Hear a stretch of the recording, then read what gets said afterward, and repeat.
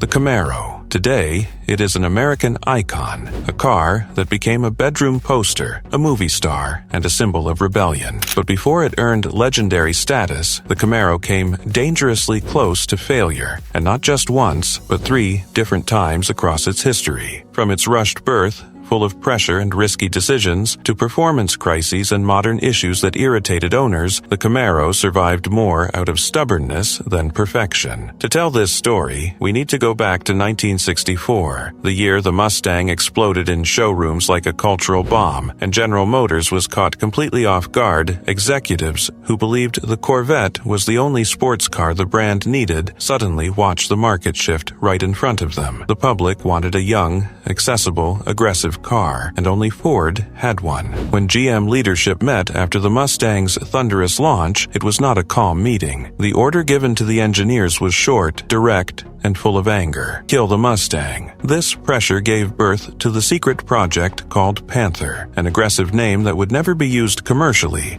but perfectly captured the urgency and revenge driving the giant from Detroit. GM hesitated, waited too long, and when it finally decided to act, it had to run like never before. That rush created the first hidden flaw that almost destroyed the Camaro before it even reached the streets. The first problem was not mechanical or structural, it was strategic.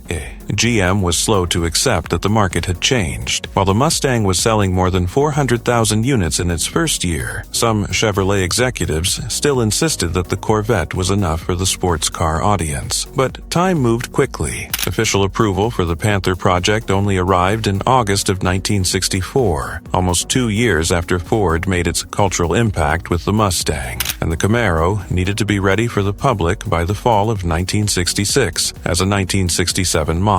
That meant less than 2 years to create an entirely new car, design, engineering, testing, production, marketing, logistics, everything. The Camaro was born as a reaction project, not as an original vision.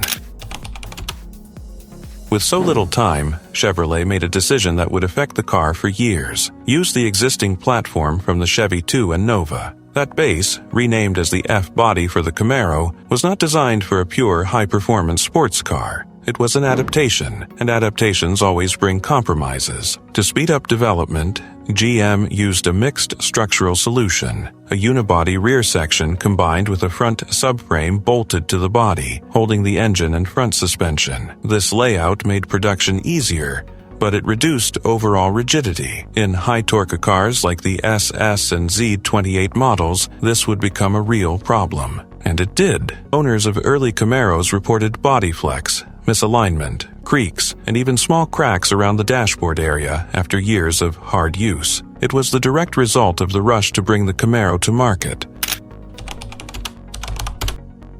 While engineering rushed to meet impossible deadlines, the marketing team had its own mission: finding a name. More than 2,000 names were considered Panther was too aggressive. Comet, Nova 2, Wildcat, and many others came and went. When the name Camaro was finally revealed, a journalist asked what it meant. A Chevrolet executive gave a reply that became legend. It is a small, wild animal that eats Mustangs. Even with this clever comeback, the Camaro arrived feeling late and rushed. The first hidden flaw was clear. This car could have been a failure from day one, limited by a compromised structure and engineering decisions made in desperation. But that was only the beginning.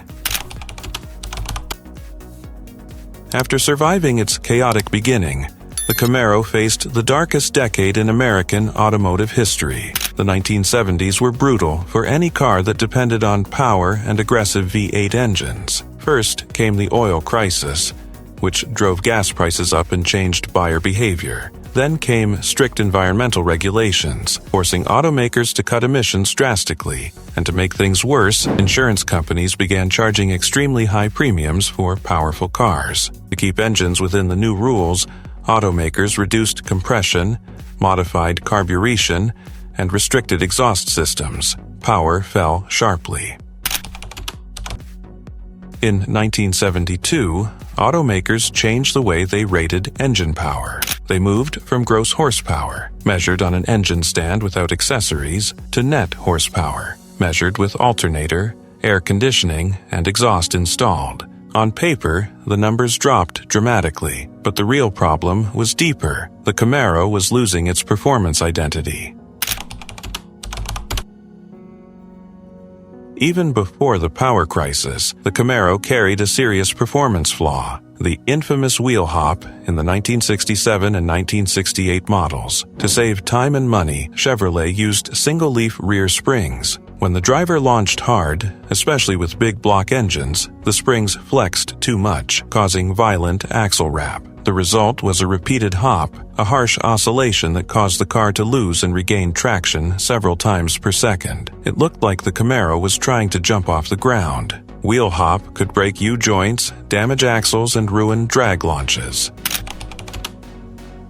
GM fixed the issue quietly in 1969, adding multi-leaf springs and installing the rear shocks in staggered positions, one forward of the axle, one behind. This stabilized the rear suspension and saved the Camaro's reputation at the track.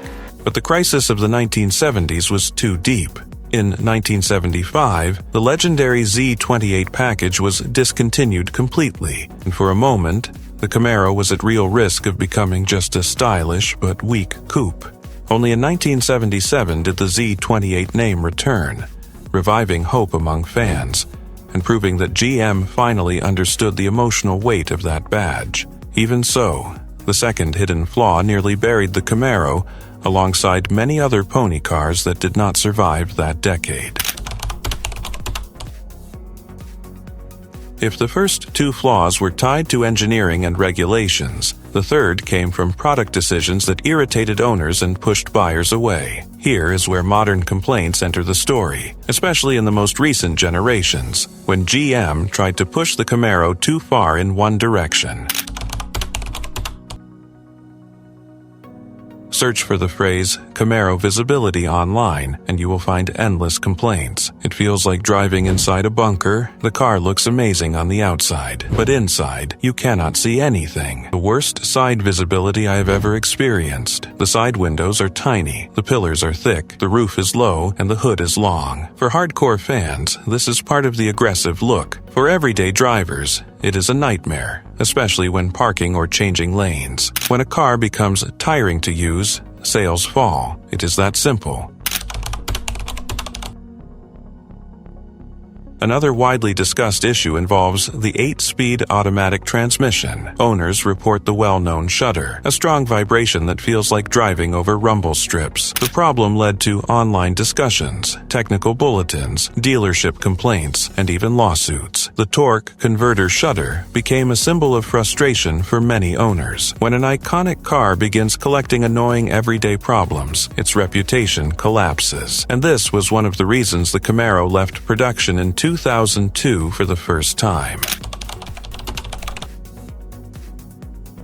If you look closely at the Camaro's history, you will see that it is more than a powerful machine. It is a survivor. It survived a rushed birth and a compromised structure. It survived the darkest decade in American car culture, when its power dropped and its soul nearly disappeared. It survived modern defects, owner complaints, and product decisions that could have killed any other model. And even after all of that, the Camaro remains one of the most beloved cars in the United States. Not because it was perfect, but because it endured. Now, I want to hear from you. Which of these flaws would have been the hardest for you to accept? The violent wheel hop during hard launches, or the limited visibility of the modern generations? Share your thoughts. And if you love stories of engineering glory and disaster from American car history, subscribe to Remember That Car. Here, we reveal everything Detroit would rather keep buried.